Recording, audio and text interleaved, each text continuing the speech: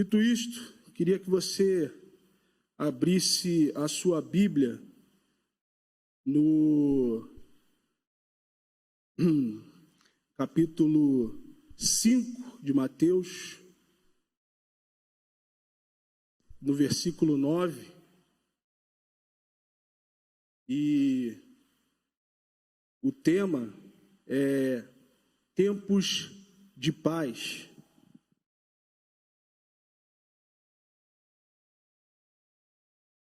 Vou tentar aqui, porque essa é a tecnologia, né? Meu esboço aqui no celular, meu celular travou. Então vamos em frente e que o Espírito Santo nos conduza nesse momento. Capítulo 5, versículo 9 diz assim: Bem-aventurados os pacificadores, porque serão chamados filhos de Deus. Bem-aventurados pacificadores, porque serão chamados filhos de Deus. Senhor nosso Pai, obrigado, porque nós temos acesso livre à Tua palavra e podemos abrir o nosso coração para receber a incorruptível semente da Tua verdade nesta manhã, de maneira que ela produza frutos a 30, a 60 e a 100 por um. Eu rogo também ao Senhor que derrame sobre nós espírito de sabedoria e revelação no pleno conhecimento de Ti, de maneira que os olhos do nosso entendimento sejam abertos aqui na manhã e todos nós venhamos a conhecer qual a esperança do nosso chamamento em Cristo Jesus. Conduza-nos em todas as coisas, oriente-nos em tudo, de maneira que a gente possa aprender com o Senhor a partir da Tua palavra e daquilo que ela tem para nos ensinar. Em nome de Jesus, amém e amém. Graças a Deus, porque nós temos a oportunidade de poder sermos chamados de pacificadores. E essa deveria ou tem que ser a realidade da conduta e da postura daqueles que se chamam filhos de Deus. E aí, para a gente entender o que significa ser pacificador, nós temos que entender, em primeiro lugar, o que é a verdadeira paz, ou qual é a verdadeira paz. A verdadeira paz, ela está residida, ela reside em Cristo Jesus. E tudo o que diz respeito a uma verdadeira paz passa obrigatoriamente pela pessoa de Cristo. Não há paz verdadeira fora dele. Lá em João, no capítulo 14, no versículo 27, Jesus dizendo aos seus discípulos, ele narra falando o seguinte: olha, deixo-vos a paz, a minha paz vos dou, não como o mundo eu vou lá dou. Não permitais que o vosso coração se preocupe e nem vos deixe amedrontar. Ou seja, a paz do mundo só existe na ausência de conflitos. O mundo entende por paz a ausência de conflitos, mas a paz de Deus se manifesta no meio dos conflitos. Então, já começa por aí a diferença entre aquilo que nós definimos como paz e aquilo que a Bíblia define como paz. Então, a gente pode ver aqui, a partir do relato de Jesus, que a paz que Ele não nos dá não é a paz que o mundo nos dá, mas é uma paz que excede a todo entendimento, é uma paz que vai além de toda compreensão, porque justamente ela contrapõe a ideia que nós construímos de paz, a partir daquilo que nós vivenciamos na nossa caminhada e que conhecemos. Ou seja, hoje a ideia de paz para o mundo é uma ideia de ausência de conflitos, é uma ideia de inexistência de qualquer tipo de embate. Mas a palavra de Deus vem nos ensinar que a paz de Cristo não tem nada a ver com a ausência de conflitos. Pelo contrário, ela se manifesta exatamente no meio do conflito. Porque ela não está preocupada com o conflito em si, mas ela está preocupada com o seu estado. Como você vai vivenciar esse momento, como você vai passar por este momento, como você vai chegar ao fim deste momento turbulento. Nós vivemos um momento complicado nos nossos dias atuais, e o que eu tenho percebido é que Muitas pessoas estão carentes da paz de Deus, carentes da paz de Cristo. É só você pensar o seguinte: lá em Marcos, no capítulo 4, a partir do versículo 35, existe um episódio, após Jesus pregar para uma multidão numa praia, ele chama os seus discípulos, entra no barco, e ele relata o seguinte, logo no primeiro versículo, ele diz: olha, passamos a outra margem, ou passemos a outra margem. Eles entram num barco, e de repente começa uma grande tempestade, e o que acontece? Jesus estava ali dormindo tranquilamente, e os discípulos se desesperam. Por quê? Porque se os discípulos tivessem confiado naquilo que Jesus havia dito a eles, eles também estariam gozando da mesma paz que Jesus gozava naquele momento, ao ponto de dormir no barco. O problema é que, muitas das vezes, a paz que nós queremos ter, ela está fora daquilo que Jesus nos disse. E ou fora daquilo que Jesus nos disse, não há paz. Há conflito, há desentendimento, há guerra, há desespero, há intranquilidade. Então a verdadeira paz está atrelada basicamente e fundamentalmente a tudo aquilo que Jesus nos garante. Perceba, Jesus, antes de entrar no barco, ele fala para os discípulos: olha, passemos a outra margem. Ora, se Jesus disse que eles passariam para o outro lado, o que restava para aqueles discípulos era acreditar que Jesus cumpriria sua palavra. Muitas das vezes nós vivemos sem paz, ou num momento, ou dentro de um contexto turbulento, porque não confiamos naquilo que Jesus disse ao nosso respeito. Deixa eu te falar uma coisa nessa manhã: aquilo que Jesus disse vai acontecer, aquilo que ele fala é garantido. Então, assim como no exemplo dos discípulos que ele diz, passemos a outra margem, aqueles discípulos, se eles tivessem um pingo de confiança naquilo que Jesus já tinha mostrado, apresentado, ensinado para eles, eles não teriam se desesperado. Eles teriam apenas dito: não, Jesus falou que a gente chegaria do outro lado, então vamos nos acalmar, vamos nos tranquilizar. Mas muitas das vezes não é isso que acontece. Isso é simples de se definir. Por quê? Porque a paz de Cristo não se baseia no fato de que está tudo bem, mas a paz de Cristo se baseia no fato de que tudo ficará bem. É diferente. Como eu falei aqui no início, a paz do mundo, ela está focada na ausência de conflitos. O mundo só entende que há paz quando tudo está bem.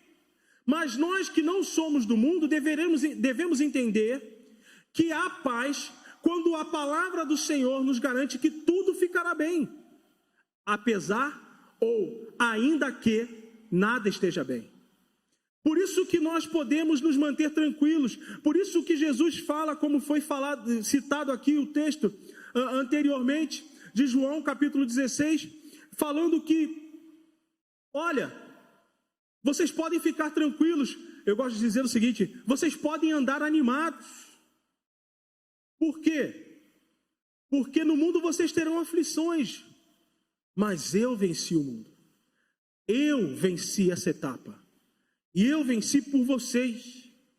Porque a paz de Cristo não está na ausência de turbulência, mas sim confiar que Cristo está com você no meio da turbulência, sabendo que a qualquer momento ele pode levantar e dizer: mar, se acalma, vento, fica quieto. Ou ainda que isso não aconteça, confiar que você chegará a outra margem, que você chegará em terra firme, num lugar seguro, e que a tempestade ficará para trás. Sabe por quê? Porque Jesus disse: vamos chegar do outro lado. A paz do Senhor reside nisso. Muitas das vezes a gente fala isso, né? No cumprimento lá no Rio de Janeiro, o Renato sabe muito bem, tudo no Rio de Janeiro e aí, qual é? Qual é o cumprimento do carioca, né? E o cumprimento do crente é a paz do Senhor. A paz do Senhor é o coé do crente. Mas às vezes a gente deseja a paz do Senhor para as outras pessoas, mas sem nós verdadeiramente conhecermos a amplitude e a profundidade dessa paz. Porque o conhecimento e a profundidade e a amplitude do conhecimento, melhor dizendo, dessa paz, muda, ressignifica toda a nossa trajetória de vida cristã. Porque a gente começa a olhar os problemas e as situações conflituosas e as aflições a partir de um outro prisma. Não mais a partir de um prisma focado numa ausência ou numa calmaria, mas a gente começa a enxergar uma situação que vai se descortinando e melhorando apesar de, como Paulo escreve aos Romanos no capítulo 8, no versículo 28, dizendo o seguinte: todas as coisas cooperam para o bem daqueles que amam a Deus, daqueles que são chamados segundo o seu propósito. Ou seja, Deus não perdeu a sua capacidade de abençoar, Deus não perdeu a sua capacidade de transformar uma situação conflituosa, uma situação muitas das vezes de maldição, que, como diz lá no Antigo Testamento, não existe maldição sem causa. Então Deus não amaldiçoa pessoas, mas nós mesmos causamos a maldição que vem sobre as nossas vidas. Então, às vezes essas maldições, essas situações conflituosas que surgem, aparecem como um turbilhão, como um furacão na nossa vida, mas a gente deve crer, e a gente deve permanecer firme, com a nossa fé inabalável, sabendo que mesmo nessa situação, Deus nos abençoará. Porque Ele diz: fiquem calmos, vocês vão chegar até do outro lado. E aí eu fico pensando, imagina você num avião, para exemplificar o que eu estou dizendo aqui nesse início. Imagine você num avião e o avião começa a entrar no processo de turbulência, a tal ponto que a comissária daquele voo já está ajoelhada no meio do corredor, e ela, que nem acreditava em Deus há 5 minutos atrás, está pedindo para Deus perdoar os seus pecados, para você ver o tamanho do desespero. Quando você olha isso, a comissária que deveria ali estar para te acalmar, para poder manter as pessoas calmas, você pensa: acabou, agora já era. E de repente, no meio dessa turbulência, uma turbulência forte, você ouve a voz do piloto, do comandante da aeronave, dizendo o seguinte: passageiros, fiquem tranquilos, é uma turbulência, mas vamos passar por ela. Daqui a pouco tudo vai ficar calmo. Se você confia naquele que está pilotando o avião, automaticamente o seu coração se acalma. Automaticamente você entra num estado de tranquilidade. Por quê? Porque quem está no comando daquela aeronave te garantiu que tudo ia ficar bem, que aquela turbulência ia passar. Ao contrário, as pessoas que não acreditam, e existem pessoas que não acreditam na palavra do piloto, elas continuam num processo de desespero, porque elas dizem: não, isso aí, esse piloto está mentindo para a gente vai cair, a aeronave está balançando muito, isso não vai passar. Aí entra a característica dos pacificadores, porque quem tem paz, só quem tem paz é capaz de acalmar aqueles que estão sem paz. Então, quando você ouve a voz do comandante, você aceita a voz do comandante, e você entende e acredita que tudo vai ficar bem, a pessoa que está sentada do seu lado na poltrona do avião, desesperada, ela já pode contar com o seu apoio, ela já pode contar com a sua ajuda, de você chegar e falar: olha, fica calmo, vai ficar tudo bem, tudo vai passar. Porque naquele momento, e quando você passou a acreditar na palavra do comandante da aeronave, você deixou de ser alguém também numa situação de desespero e passou a ser um pacificador. Porque você passou a levar paz, tranquilidade aos desesperados. Jesus é o comandante da nossa aeronave da vida. Então confie sempre no que Ele falar. Primeiro, porque Ele tem muita experiência. Assim como um piloto tem uma experiência para pilotar um avião, e a gente tem alguns irmãos aqui na nossa igreja que pilotam aeronaves, assim como um piloto tem experiência para ver e avaliar a situação e dizer: não, isso é uma turbulência e vai passar. Por quê? Porque eu já pilotei em momentos turbulentos antes e já vivenciei essa mesma experiência e tudo ficou bem, então vai ficar tudo bem agora também. Jesus, o comandante da nossa aeronave, da aeronave da vida, Ele também tem muita experiência em turbulências, Ele tem muita experiência em situações críticas. Em segundo, porque esse piloto chamado Jesus, ele nunca cometeu uma falha. Ele nunca cometeu uma falha e também não cometerá nenhuma falha. Então, a gente precisa saber da onde vem a nossa paz. A gente precisa entender qual é a verdadeira paz. A verdadeira paz é aquela que te dá uma tranquilidade, calma, serenidade em tempos turbulentos. E aí a gente é transportado por um segundo ponto, porque quem conhece a verdadeira paz, tem a verdadeira paz, pacifica. Quem tem a paz, pacifica. Quem tem a paz, pacifica, porque eu só posso dar aquilo que eu tenho. Você não pode dar aquilo que você não tem. Se eu chegar para você e falar assim, me empresta 10 mil reais aí, e você tem 500 reais no banco, você vai ter como me emprestar? Não tem como, porque você não tem, você não pode dar aquilo que você não tem. Ninguém pode dar aquilo que não tem. Isso me transporta para um episódio em Atos capítulo 3, no versículo 6, onde Pedro e João, entrando à porta do templo, a porta chamada Formosa, encontram um paralítico assentado na beira da porta, pedindo esmola, e eles olham para o paralítico fixamente. O texto vai dizer que eles, olhando para eles, para João, para Pedro, esperando receber alguma coisa, ouve da boca dos apóstolos o seguinte: eu não tenho prata e eu não tenho ouro, aquilo que eu tenho eu te dou, em nome de Jesus de Nazaré, levanta e anda. O que aqueles homens tinham na vida deles? Eles tinham na vida deles aquilo que foi garantido pelo próprio Jesus em João 3,16, porque Deus amou o mundo de tal maneira que deu o seu único filho para que todo aquele que nele crê não pereça, mas tenha em si a vida eterna. Ou seja, aqueles homens apóstolos cheios da vida eterna de Deus apresentam para aquele homem paralítico ali, carente muito mais do que esmola, mas carente da graça, carente de nascer de novo. E aí os apóstolos, sabedores disso, se posicionam perante aquele homem numa postura de fé e dizem: eu não tenho prata, eu não tenho ouro, o que eu tenho é muito mais precioso. Em nome de Jesus de Nazaré, eu tenho o nome de Jesus de Nazaré, eu tenho isso e eu posso te dar. Então, só podemos dar aquilo que nós temos. Se você não tem paz, como você vai pacificar? No Sermão do Monte, Jesus deixa isso bem claro: felizes os pacificadores. Como eu posso ser um pacificador se eu não tenho paz em mim mesmo?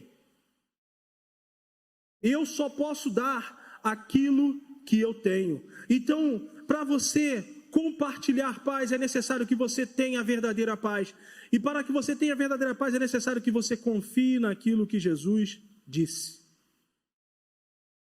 Quem tem paz pacifica, porque a contenda pertence aos contendedores e não aos pacificadores.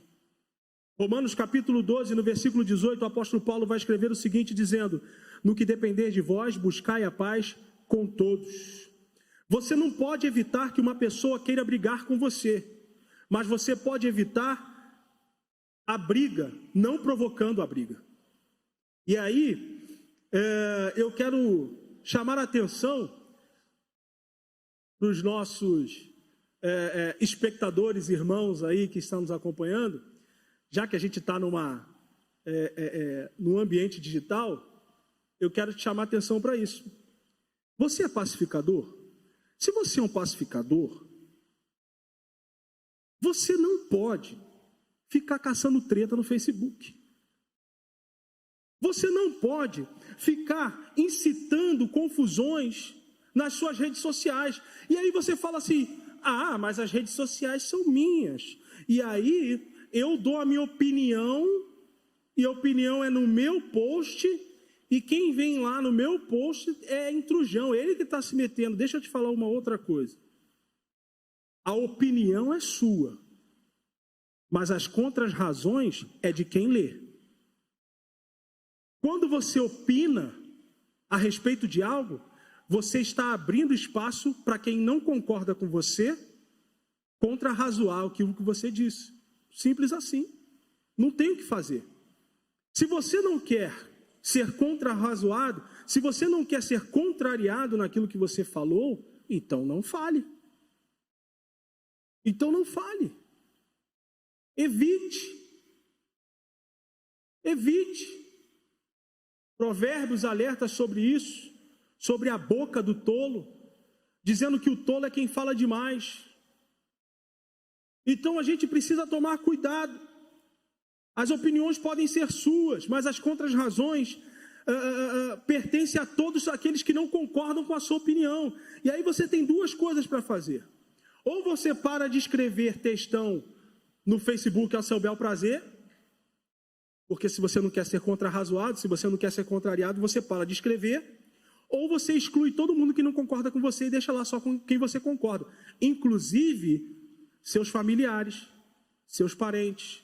Porque não é porque é seu familiar, seu parente, que essa pessoa concorda com o que você diz.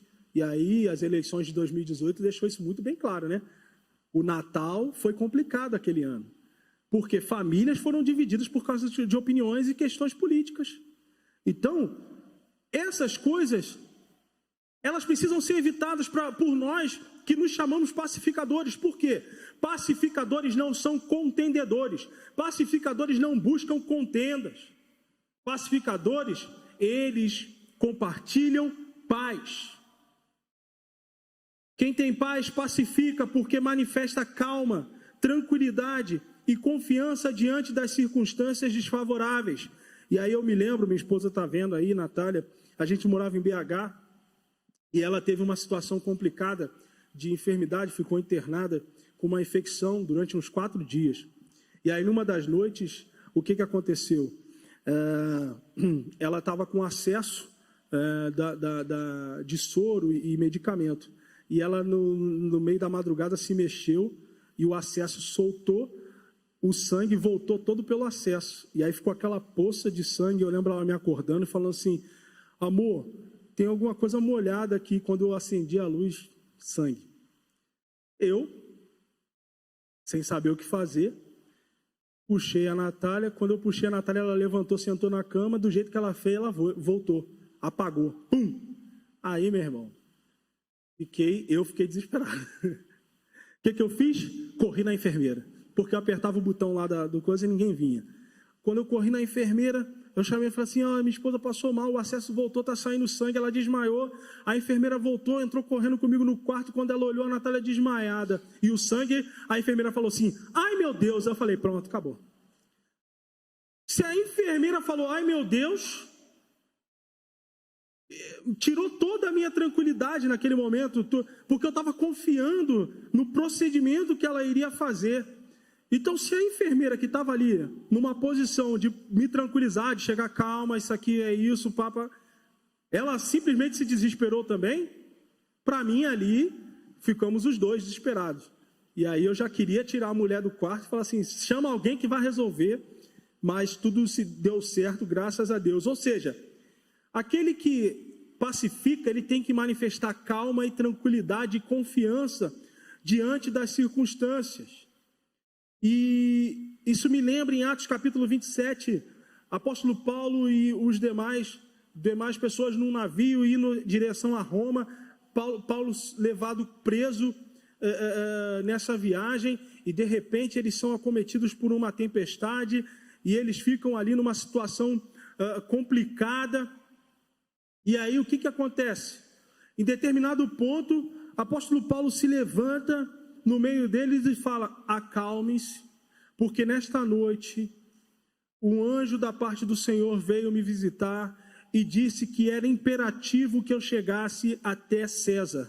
Por isso, por conta desse propósito que Deus estabeleceu na minha vida, em sequência Deus estabelece uma promessa, dizendo o seguinte: portanto, nem você e nem os que estão contigo irão morrer. Entenda o seguinte: quem tem a confiança naquilo que Deus diz, ele tem a condição de pacificar o ambiente. Como? Acalmando os demais. Por quê? A sua confiança não está baseada nos contextos terrenos, não está baseada nas circunstâncias aparentes, mas a sua confiança está baseada naquilo que Deus disse, naquilo que Jesus lhe garantiu. Neste caso, em Atos 27, apóstolo Paulo fala isso a partir daquilo que Deus garantiu para ele: você vai chegar até Roma.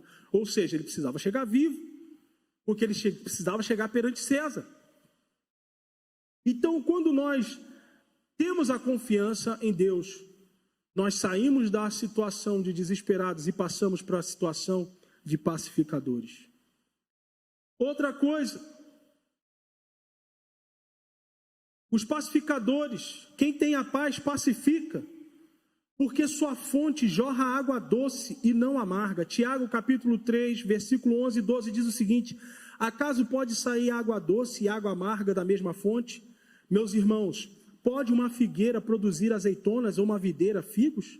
Da mesma forma, uma fonte de água salgada não pode produzir água doce. Ou seja, quem busca contenda, quem vive num contexto de intranquilidade, não pode transmitir paz. Porque não pode sair de uma mesma fonte produtos diferentes. Não pode sair de uma mesma fonte duas coisas diferentes. Uma figueira não pode produzir azeitona e nem uma videira, ou uma figueira não pode produzir uvas e nem uma videira pode produzir figos. Então, se você está aí, eu gostando dessa palavra, vociferando, intranquilidades, com uma visão catastrófica, como você vai querer acalmar os seus familiares? Como você vai querer acalmar, trazer paz ou transmitir paz aos seus amigos? Se você está aí contendendo, aí, brigando nas redes sociais, como você vai apresentar um Cristo conciliador? Não é possível. A sua palavra cai em descrédito. A sua palavra perde a eficácia. Por quê? Os seus atos são diferentes, divergem daquilo que você diz crer. Pacificar é característica dos filhos de Deus. Os pacificadores não são aqueles que vão apaziguar e mediar conflitos pré-existentes. São aqueles que evitam que os conflitos venham a existir e, principalmente, não são seus causadores. Filhos de Deus iniciam a paz e não contendas. São filhos de Deus porque o nosso Deus é um Deus de paz. E sendo assim, se o Pai é pacificador, seus filhos, aqueles que seguem o seu exemplo, também têm que ser pacificadores. Se Deus é um Deus de paz e você é conhecido e chamado por filho de Deus, você também tem que ser um filho que transmite paz, porque o seu exemplo é o seu pai. Como o próprio Jesus disse: eu só faço aquilo que eu vejo meu pai fazer, eu só falo aquilo que eu ouço meu pai falar. Ou seja, nós devemos seguir um exemplo. Interessante, nessa quarentena que a gente tem vivido confinado e muitas coisas são incômodas, mas tem muitas coisas boas também. Uma delas foi ontem, viver a experiência, eu e a Natália, minha esposa, com o meu filho Bento, de ver ele, tem 2 aninhos, pela primeira vez, orar sozinho na refeição, com o olhinho fechado e a mão junta, né? Tudo bem que foi uma oração demorada, esse é filho de pastor mesmo, que demorou aquela oração, mas, e no final ele chega e fala, em nome de Jesus, amém, né? Do jeitinho dele, e eu chorei, eu chorei, não tem essa, eu chorei, porque você vê ali, de forma materializada, o efeito do exemplo. Há quanto tempo a gente vem, vamos orar, e ele foi assimilando, e hoje ele já faz, com 2 anos de idade, por conta própria. Filhos imitam o exemplo dos pais. Se temos um Deus, o nosso Pai, que chamamos de paz, um Deus que é de paz, temos que ser filhos de paz também. E não filhos de contenda. porque justamente a nossa filiação foi mudada em Cristo Jesus. A palavra de Deus fala que nós éramos chamados filhos da ira. Mas a partir de um novo nascimento, de uma nova realidade, nós já não carregamos mais essa alcunha de filhos da ira, porque nós somos filhos da paz, somos filhos da tranquilidade, da paciência, da mansidão, da longanimidade, da bondade, da benignidade, somos filhos do domínio próprio, como está escrito em Gálatas capítulo 5, versículo 22 em diante. Você é filho da paz, de um Deus de paz. Filhos de Deus, pacificadores, pacificam, porque carregam em si palavras de paz e esperança para os aflitos e desesperados. Como disse anteriormente, a paz do mundo espera que tudo esteja bem para acreditar. Mas a paz de Cristo acredita primeiro para dizer tudo ficará bem. Eu vou deixar você copiar essa frase e botar lá no seu Facebook hoje, tá? Só dá os créditos, tá bom? Eu vou repetir porque talvez você não tenha anotado. Mas é algo que você deve levar para a sua vida. A paz do mundo espera que tudo esteja bem para começar a acreditar. Mas a paz de Cristo, ela acredita primeiro para poder dizer que tudo ficará bem. E aí, Isaías 52, 7 diz o seguinte: quão suaves são sobre os montes os pés dos que anunciam as boas novas, que faz ouvir a paz, que anuncia o bem, que faz ouvir a salvação, que diz a Sião, o teu Deus reina.